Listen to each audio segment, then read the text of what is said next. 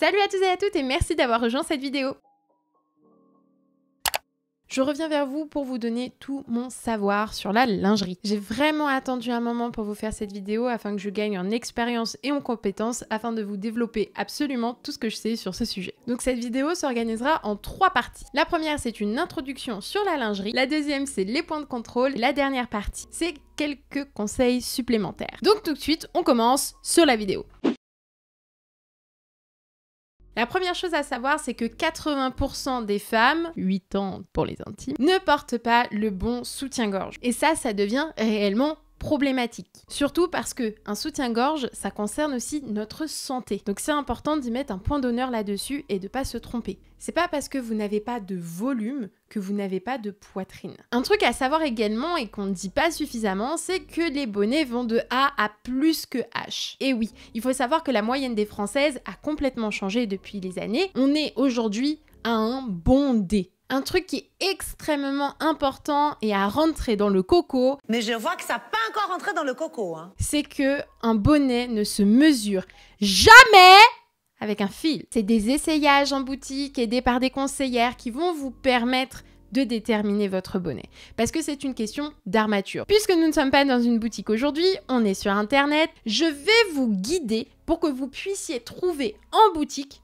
le bon soutien-gorge. Ça va permettre cette vidéo de déterminer approximativement votre taille parce que le mannequin dans cette vidéo, eh bien ce sera moi. J'ai un corps qui est plutôt normal, une poitrine qui est plutôt classique et qui rentre dans la moyenne, donc ça vous permettra vraiment de vous donner une idée sur quelle est votre taille à vous. Évidemment, vous vous doutez bien qu'en vidéo, je ne peux pas analyser plus de 2000 personnes, c'est littéralement impossible. Si jamais vous avez vraiment besoin de conseils et que vous en ressentez réellement le besoin, n'hésitez pas tout simplement à me contacter en MP sur Instagram, il va s'afficher juste ici. Donc, puisqu'on a parlé de fil, je vais vous montrer comment on mesure correctement le tour de buste. C'est le tour correspond au chiffre. Donc, quand vous faites un 90D, ce sera le 90. Prenez un fil comme ceci, de couturier.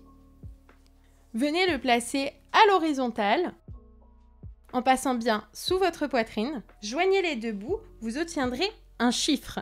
Ce chiffre correspond autour de votre buste. Pour savoir du coup votre taille française, vous ajoutez plus 10, au moins vous êtes sûr. Si jamais dans le soutien-gorge, vous vous sentez un peu trop lâche, n'hésitez pas à baisser de -5 pour que vous puissiez avoir un tour légèrement plus serré sans trop. Également, si vous êtes trop serré, n'hésitez pas à rajouter +5 pour que vous soyez plus à l'aise. Évidemment, ceci c'est lors d'un essayage. Je vous mets un tableau comparatif juste ici pour vous permettre de déterminer pour ceux qui viennent de l'Europe votre taille européenne en fonction de la taille française. Pour la mesure, n'hésitez pas à porter un t-shirt léger ou d'être nu. Maintenant que vous savez votre tour de buste, je vais maintenant vous donner mes 7 points de contrôle afin que vous puissiez valider votre soutien-gorge. Vous pouvez le faire en live en suivant mes indications. Le premier point, le soutien-gorge doit être attaché au premier crochet. 3 crochets, 3 ans. On doit pouvoir le serrer chaque année. Pour le confort, 2 doigts doivent passer entre le dos et la graffe. Le deuxième point, les bretelles doivent être serrées de façon à ce que l'armature, donc la partie en fer, et le dos du soutien-gorge soient parallèles. En principe, elles sont resserrées de moitié. Un doigt doit pouvoir se glisser entre l'épaule et la bretelle. Troisième point, l'entreseing doit être plaqué. Quatrième point, la partie métallique, donc l'armature, doit être plaquée tout au long du torse. Cinquième point, le bout de l'armature, alias la partie métallique, doit se trouver derrière la naissance du sein, c'est-à-dire à peu près au milieu de l'aisselle. Petite astuce, prolongez à l'aide de votre index pour vérifier la position. Le sixième point, nous ne l'avons pas filmé, c'est replacer la poitrine. Donc pour ce faire, vous maintenez votre soutien-gorge, vous placez votre main sur le côté de votre poitrine et vous la ramenez au centre, tout en maintenant évidemment l'armature en place. Il faut vraiment faire en sorte que ça ne coupe pas la poitrine et que du coup ce soit tout lisse dès que vous portez un t-shirt. Septième point, je vous conseille de lever les bras, de bouger, le soutien-gorge ne doit pas se déplacer ou se soulever. Maintenant, je vais vous donner quelques conseils supplémentaires afin que vous soyez plus trop perdus. Il y en a certaines qui doivent se dire « Oui, mais le soutien-gorge respecte tous les points de contrôle, il me va, mais il baille encore. » Alors cela signifie peut-être que c'est une question de forme. Donc je vais faire une petite transition et je vais vous parler des 4 formes principales que l'on retrouve en boutique. Le premier, on l'appelle push-up. C'est un soutien-gorge en forme de V avec un entresein fin. Il vient rapprocher la poitrine. On le retrouve parfois avec un coussinet ou sans. Le deuxième, on l'appelle corbeille. C'est un soutien-gorge avec un entresein large et une coupe relativement droite. Pas tout le temps. Et il faut savoir que la majorité sont en dentelle. Le troisième, on l'appelle les coques. C'est un soutien-gorge qui contient une partie plus ou moins rigide et qui peut être accompagné d'un coussinet. Les coques, en règle générale, vont du A au D. On peut retrouver quelques modèles en E. Rares sont ceux qui vont jusqu'en G, mais tout de même, ça existe. Le quatrième, on l'appelle l'emboîtant. C'est un soutien-gorge qui vient prendre l'ensemble de la poitrine. Grâce à la couture et sa forme, il vient sculpter votre poitrine. C'est un soutien-gorge qui permet d'avoir un bon maintien et ça va généralement des tailles E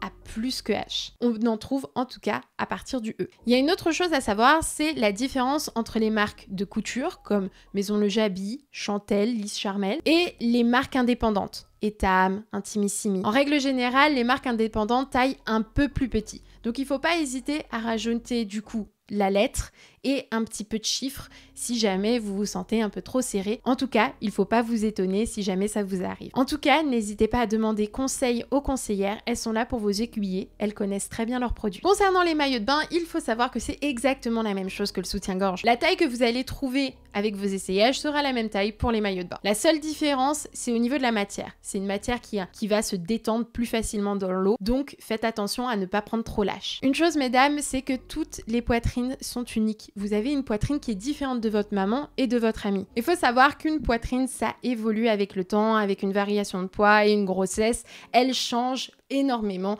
durant notre cours de vie. Donc c'est pour ça que, tous les 2-3 ans, il ne faut pas hésiter à retourner en boutique. De toute façon, vous le voyez, dès que le soutien-gorge commence à être de plus en plus serré, que vous le resserrez l'écran, ça veut dire qu'il faut le changer. Comme j'ai dit, 3 crochets, 3 ans. Si jamais vous ne vous sentez même plus bien avec vos soutiens-gorge actuels, vaut mieux essayer de retourner en boutique pour pas vous blesser, parce que ça vaut sur votre santé. Mais je vous rassure, toutes trouvent leur soutien-gorge. Maintenant que vous avez les techniques en main, je pense que vous n'avez plus aucun souci. Il y a toujours des boutiques spécialisées qui existent si jamais vous ne trouvez pas votre bonheur, mais je suis sûre que vous allez trouver votre bonheur. Un autre point sur lequel j'ai pas réellement parlé, c'est le no bra. Donc le fait de ne pas porter de soutien-gorge. Pour les petites poitrines, évidemment, vous pouvez le faire. Pour les poitrines un peu plus généreuses, plus volumineuses, je ne vous conseille pas forcément de le faire. Ça peut vraiment vous faire mal au dos et donc faire tomber un peu plus votre poitrine et c'est ce que j'ai constaté sur certaines de mes clientes. Vous pouvez cependant, pour éviter de porter des armatures, porter ce type de brassière qui est vraiment super cool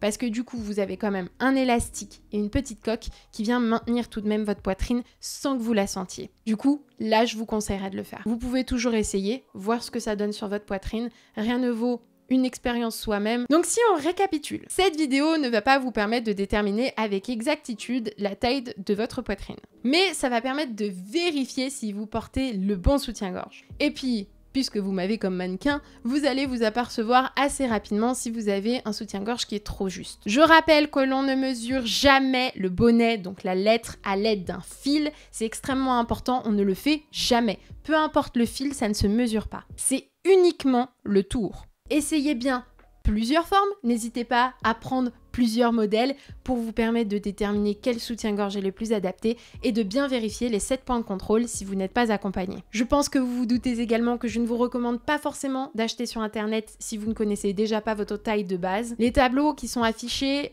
vous demandent justement de mesurer votre poitrine, donc au-dessus du sein, et évidemment comme je vous ai dit, ça ne se mesure pas. Parce que du coup, vous avez des formes de poitrine différentes, donc un fil, ça permet pas forcément de mesurer la poitrine. Donc voilà pour ma première vidéo sur la lingerie. Si vous avez des questions, n'hésitez pas à me les poser sur Instagram, sur mes différents réseaux et de me suivre du coup sur ces réseaux pour voir quand est-ce que je vais publier une deuxième vidéo sur ce sujet si ça vous intéresse. C'est la fin de cette vidéo, j'espère qu'elle vous aura plu. N'hésitez pas à mettre un petit pouce en l'air et moi du coup je vous dis à la prochaine pour une nouvelle vidéo.